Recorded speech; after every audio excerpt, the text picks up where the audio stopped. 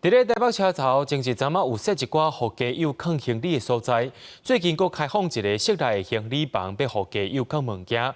不过，这个行李房其实是社会局替家友付每工50块的租金。社会局按算规划到3月初7日以，若结束了后咧，家友也开始烦恼讲物件唔知要放对倒位去。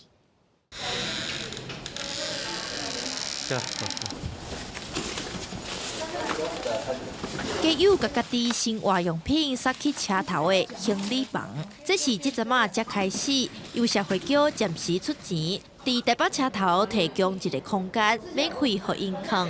不过，这个暂时会当放的所在，目前可能敢若到3月初7。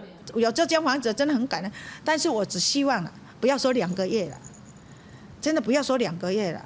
你2个月，假如真的是不行的话，也是一样，大家推出去也是一样，整边都是了。家友其实真欢喜，有一个空间，阁有人咧顾，互因去做事的时阵免惊物件放无去，而且因家己活动线来管理，会使讲真自律。假如讲开放2个月后，车头要收租金，真侪人可能无法度负担，嘛毋是每一个家友拢身体真勇敢，会使去趁钱。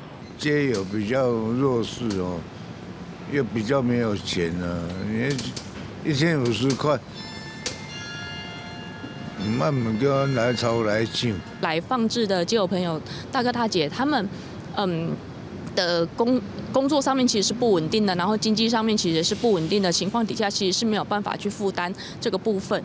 那我们基本上会再跟北车再做一个细部的协商了。那我们希望说这个事情可以有一个很好的结果。正前要开放行李房的时阵，就因为租金的问题，互家友真操烦。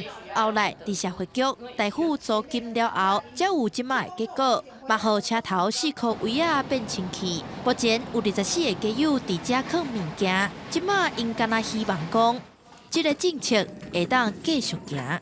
记者陈雅文、贾桂玲台北报道。